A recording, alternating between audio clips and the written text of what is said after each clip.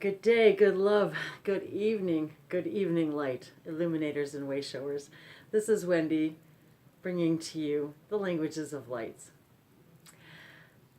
And today's amazing energy is 11 again. Today's date 6/13/2017 equals 11, and we got the double whammy because it's the 13th, which is also the number of transformation.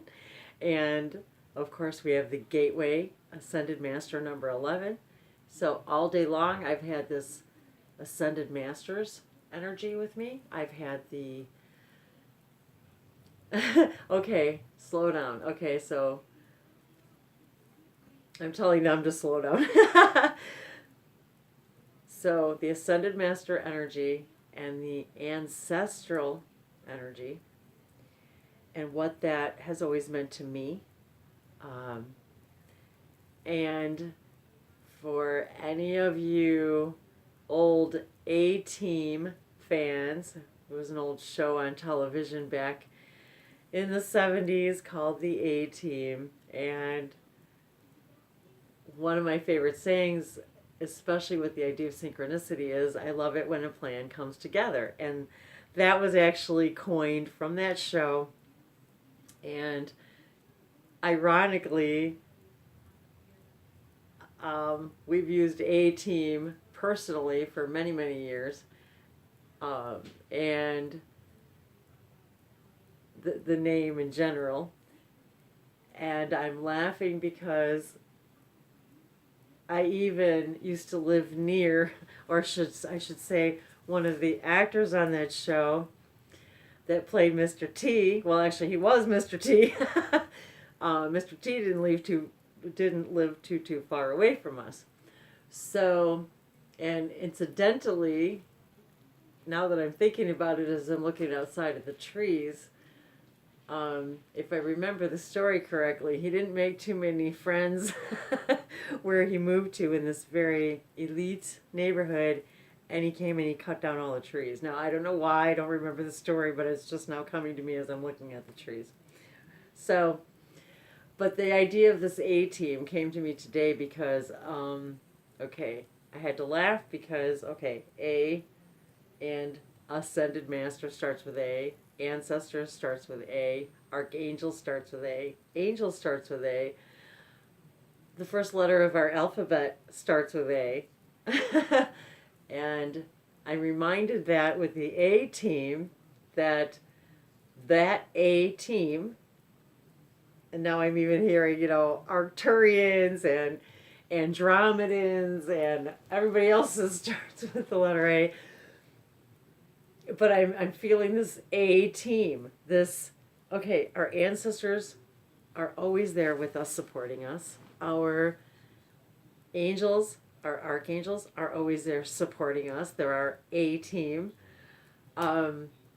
And when they're with us and they're guiding us and we follow the synchronicities, don't we say, well, wow, we love it when a plan comes together because it's synchronistic. So I guess that's why I've always been, well, my partner and I both actually have always been big fans of that idea of I love it when a plan comes together, because we're both Sagittarians and it's kind of just the way we are aware of the flow of when things work out. So I wanted to start with that to say happy abundance, happy abundance, happy abundance, because the letter the letter A, abundance. Oh, there we go. Abundance starts with A. I wasn't even thinking that. So what I was going to say was abundance, the number 11, and how the number 11 is like the symbol for it, the gateway to abundance and to awareness and ascension. And so I wanted to just grab my little green frog today too, or my little, I don't know, I kind of think of him as my own little green fortune kind of guy. And it just so happened that the little green frog had a really cool synchronicity the other day. So someone that I was talking to, and I pulled out the little green frog and hey Larry, I'm telling your story. So and he said, you're not going to believe this, but when I was on the ferry this morning at like I don't know 5 or 6 o'clock this morning, I saw a little store called the Little Green Frog, and that was the day I met him. So there you have it, folks, for a little tinkle of synchronicity and some little abundance energy from our A team. And with that, I'm just going to take a little sip here. And now I'm laughing at the synchronicity that I just realized I have a purple koozie and I also have my purple cup. So for today's cup of inspiration, the A team is always there to support you. And they love it when a plan comes together, because then that means you're being aware of your own synchronicity and you're aware of their guidance and you're sending out your gratitude waves every time that plan comes together. It's not an accident. And remember to say thanks. We do a lot of asking of our angels, of our A team, of our ascended masters, of our ancestors, but I even have to remind myself that I fail to say thank you when the plan comes together. So I just wanted to remind everybody of that the more gratitude that we show to our ET friends, our angels, our spirit guides, my magic tea, the more gratitude we show to them, the more excited they are to send us more. The more excited the universe is to send you more. Because if you're not showing gratitude for what you already have, we already know that, right? If you're not showing gratitude for what you already have, then just like a parent who, gives a child a ton of toys, if they're not appreciating the ones that they have, well then don't we hesitate to give them more, and we say, well, I think I'm going to take half of these away, I'm going to put them away or put them on the shelf or give them away, because you don't play with them all. And you don't appreciate them. You don't take care of them. You leave them lying around. You don't give them the attention they deserve. You don't give them the appreciation they deserve. And when we appreciate something, doesn't it gain in value to us? So again, here we are with my nose itching, with the metaphor of appreciation and value, and how we place those words the same on our monetary system as we do on our own personal value system. So when you appreciate yourself, you become more valuable to yourself. When you appreciate yourself, you become more valuable to everyone else around you. And isn't that so, that anytime you meet somebody that appreciates themselves, you value them more, because they value themselves more. They value their own time more. And when they value their own time and space more, all of us tend to appreciate them more, value them more, because they appreciate themselves more. So I wanted to just kind of briefly go through a few moments of some of the things I had written today in notes that had come through to me with this idea of the 11 and the number. And for me, when I was a kid and things were topsy-turvy in my life, I had created a reality for myself in which I created this idea of instability that I may find stability. And so I remember thinking, even when I was a kid, I can't wait to have children of my own, to leave a legacy, a healthy chain, a healthy legacy, that somehow it would fix all the future timelines. And by fixing that, and by fixing my time, I felt, I guess even at that time, and I was maybe, I don't know, 10 or 12, thinking, if I can fix this, like if I can have my own kids, I can fix this. I can fix the chain. I can break the chain of whatever belief systems that have been carried throughout my own ancestral chain, if you will. And I've always, everything I've done in my life, I've always looked at it as, how is it going to affect the generations to come? Even my own kids, when they were growing up, used to get kind of irritated with me sometimes because I was always such a recycle freak. And this was back when we weren't really recycling on a regular basis yet. I was calling out for it and asking for it, and of course we manifest that which we desire. So, and eventually then my neighboring towns, all of my towns started, that I lived in, started recycling and started having recycling facilities and started collecting it there. But when my kids would, if they would come across a piece of garbage on the ground or a can, and if they kicked it, well, my mentality was, as a parent, if you can be aware of something laying on the ground enough to kick it, you can be aware enough of it to pick it up. If you could kick it, you could pick it. So that was the rule. And so they knew better. And pretty soon, instead of kicking it, they just picked it up. It was just a normal appreciation and the value for their planet. And that's what I tried to instill in them. And I felt that it would somehow change the legacy of generations to come. And now I feel, because of that attitude, I've actually literally moved myself into a timeline in which all of that exists. Because now that I understand, that's how we create our own reality. So I wasn't even going to tell that story, so that's kind of funny how we kind of go off. So by fixing the now, we literally are healing what we consider our past. And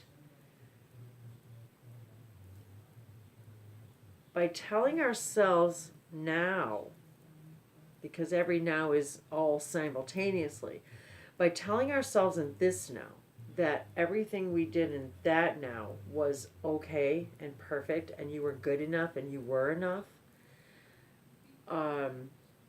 fixes the present. Because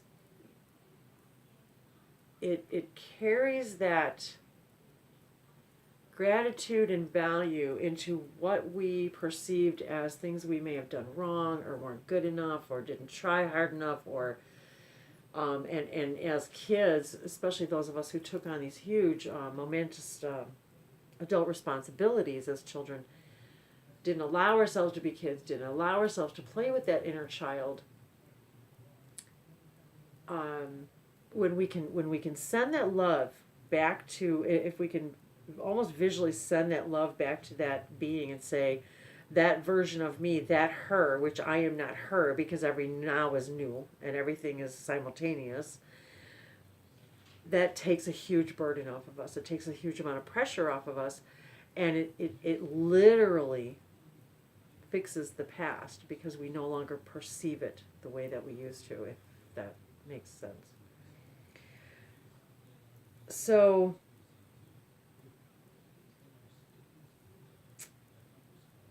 and as a kid, I always thought that we somehow were connected to the stars. That every time I looked outside at the stars and even the moon, I even as a kid noticed strange things about the moon, even when I was growing up, just about its positioning and how sometimes I would think it would be moving, and I would like argue with people. I'm like, I'm telling you, it's moving, and of course in our in our own belief systems, we don't believe that that's true yet. Now that I know more of what I know, I truly believe that. What I saw, it was changing, it was moving, it was being manipulated, it was, and all of that. Not in a conspiracy way, but just in a kind of a matter of fact, we kind of know that now. So I've also, in the last few days, been having this very heavy, serious energy, and then also this idea of the ancestors made me start thinking about Hilla christening, the energy that Bashar had brought to us through Daryl many years ago, and Willa as the parallel incarnation specialist. And I immediately, for some reason, immediately connected with that idea, with that energy. I was like, oh, I feel like I know her, I do this work, or I resonate with that, or it's just something that interests me, or why am I so connected to her? And that energy, and the hybrids, and the fox energy, and and so I was just saying hello to someone who commented on being the foxtails the other day. So thank you for that beautiful synchronicity, because Willa is a fox and Willa helichrysum, and I remember being led, guided to the actual plant helichrysum, and looking up like the lore about the plant, and just for the joy of it, to find out what is my connection to this helichrysum plant. And I didn't even know it was a plant until I heard about Willa and helichrysum, and Willa helichrysing, and that. So I didn't even know what helichrysum was until then. So it led me into that, as that rabbit hole, as we call it, where it leads us into a whole new dimension of all that we are, and just taking these exciting turns. And which led to this idea of herbal medicine, and being a medicine woman then, and shamanism, and how I had this near-death experience, and I didn't put it together as my kind of part of my shamanic journey until recently, and how it was right around that. I've always been kind of a holistic kind of an idea person, and yet that's when it really seemed to kick into high gear for me. And I actually started quilting even back then, and I found my fabric today of my stars and moons and clouds. That I had a piece of this fabric that I had included in a quilt that I had made for my nephew, and so I had some of this fabric left over, so I saved it to do my card readings on, and it just has of course, just being the stellar, and the sun and the moon and the clouds and things. And so I was feeling drawn to that, and I actually had a shirt on earlier with stars on it, and I was laughing about this blue and orange energy, and this connecting of this, still again, this whole idea of this sacral chakra, and connecting it with the blue chakra energy and the throat chakra. So all these things are kind of interconnecting today. And so I started thinking about then the medicine woman idea, and then the Native Americans, and my hometown, thinking of ancestry. And my hometown, actually, where I grew up, was its translation. This is where all the Native American Indians settled, right around Lake Michigan, and even my hometown translated to Little Fort, because that's where many of those indigenous cultures, that's where they resided. And I wasn't actually even born there, but yet shortly after I was born, I was about 6, and that's where I moved to. So this energy, I was actually like almost as if I was being guided all along by my ancestors. And now I'm finding out, by even on a much more multi-dimensional scale, I was literally being guided to, if we want to call it guided to, but in this here and this now, to experience this experience, even though everything is here and now.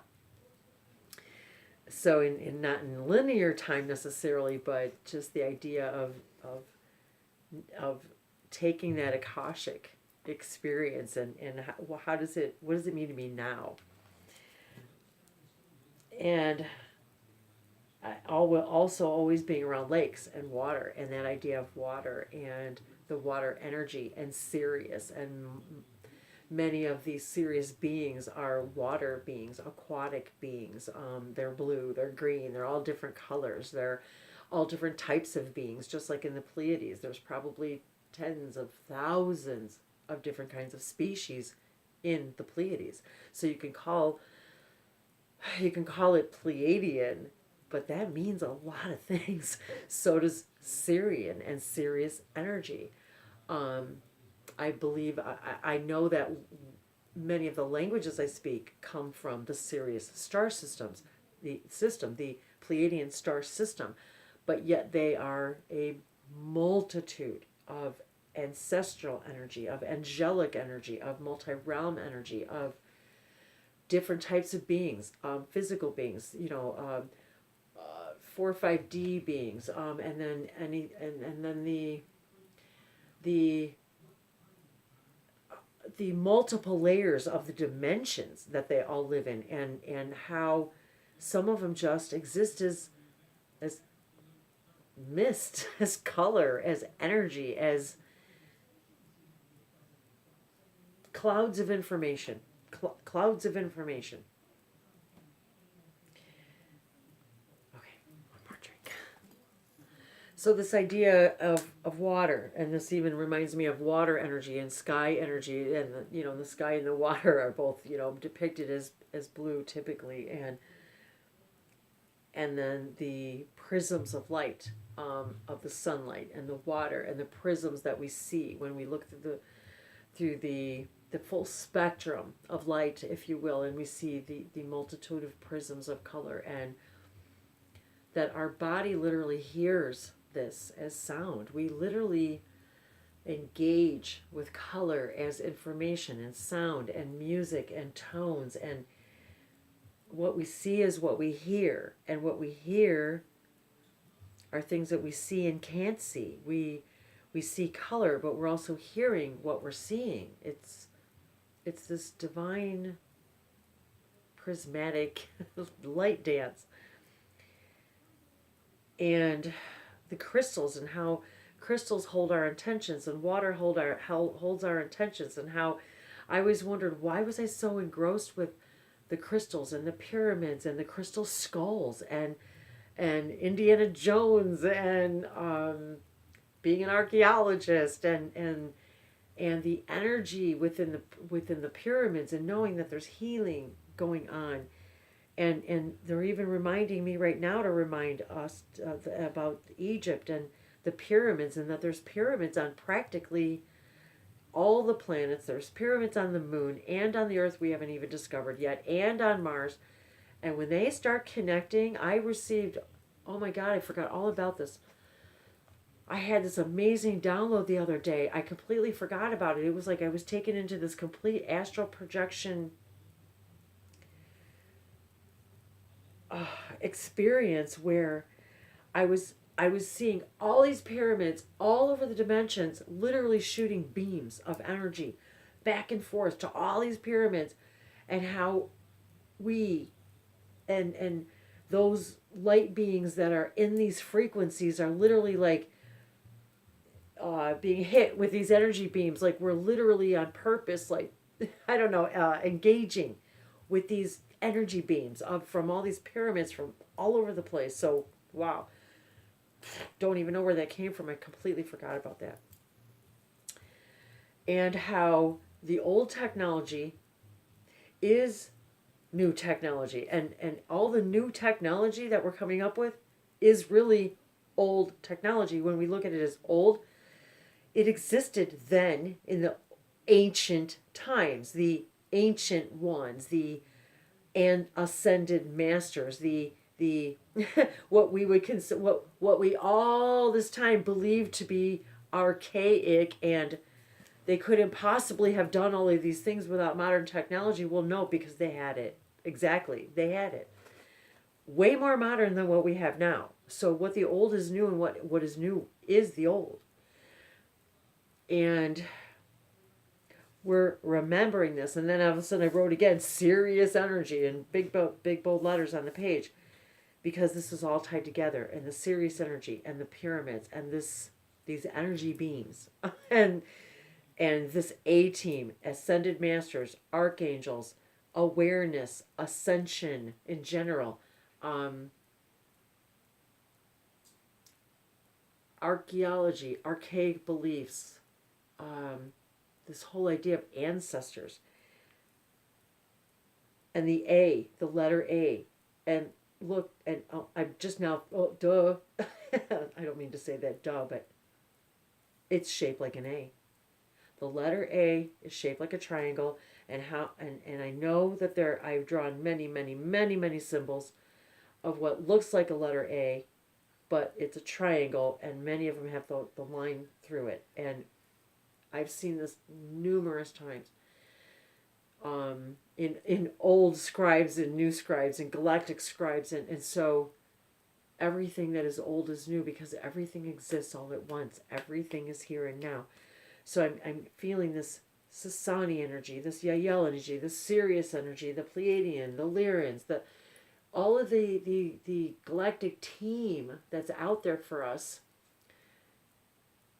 is supporting us in ways we just cannot begin to understand. And even when I was young, I remember even thinking, okay, all of this information and the medicine and information and the plant information and all of this stuff that we know is here for us on the earth to serve us because we created we're a co-creation.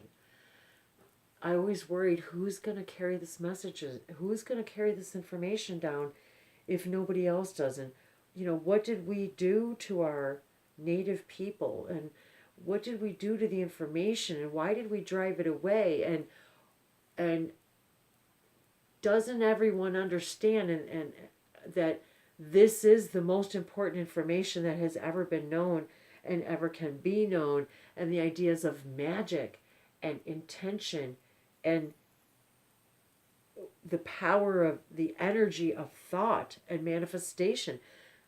This is stuff I understood somehow. How did I understand this? I understood this stuff as a little kid.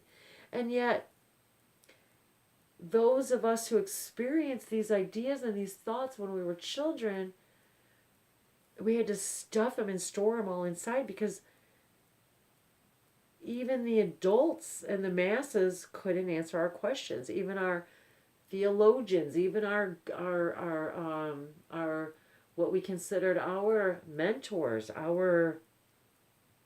those physical guides, couldn't answer our questions. But that was because we were supposed to keep asking them.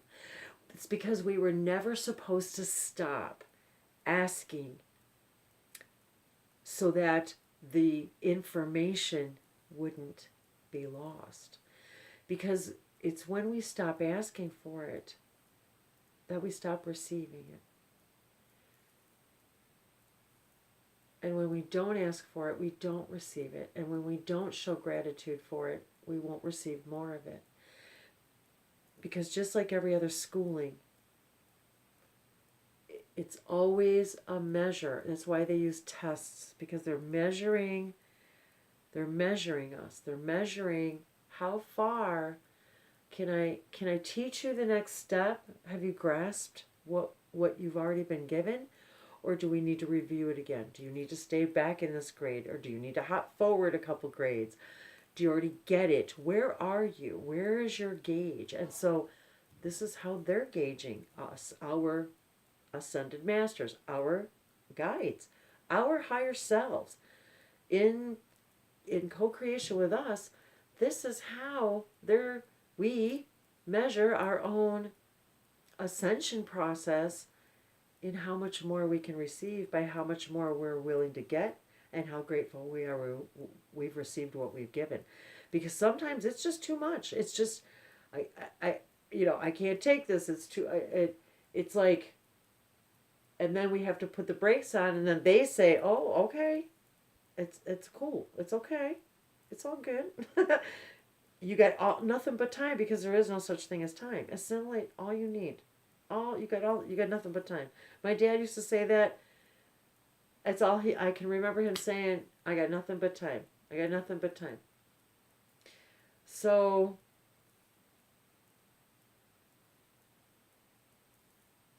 and everyone would say, he'd be late for his own funeral, and he's like, "Well, what, is that a bad thing?"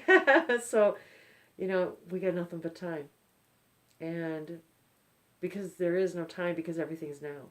And you need to experience what you're experiencing now. We need to experience what we're experiencing now. And we finally get the magic of experiencing it. And all these, we get to feel, hear, smell, taste, touch, experience a multitude of dimensions while focusing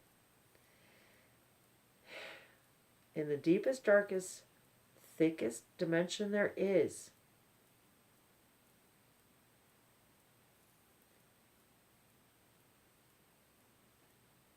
Other than the actual literal elements. So this is such a dynamic and powerful time, and we're being asked now to really, really amp up our energy and step it up, connect this grounding to this higher chakras, connect, ground and connect, so that we can raise and raise and raise our chakras, open our third eye, that we can open our crown chakras, that we can see more clearly. Jupiter, this energy is huge, huge right now, because it's showing us to see ourselves in the biggest spectrum we can, the widest spectrum we can, to see ourselves bigger than we've ever seen ourselves before. Because this is the biggest, most important thing we've ever done. We're being asked to see the biggest perspective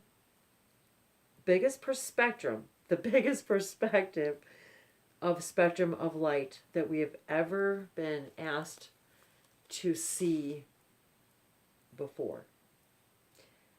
And that's related to this 11 energy, this power of 11, the gateways, the ascended masters. And which leads right into the idea of transformation. An A team, ascension and transformation. Our ascension team is there. Our A team, our ascension team is there. The A team.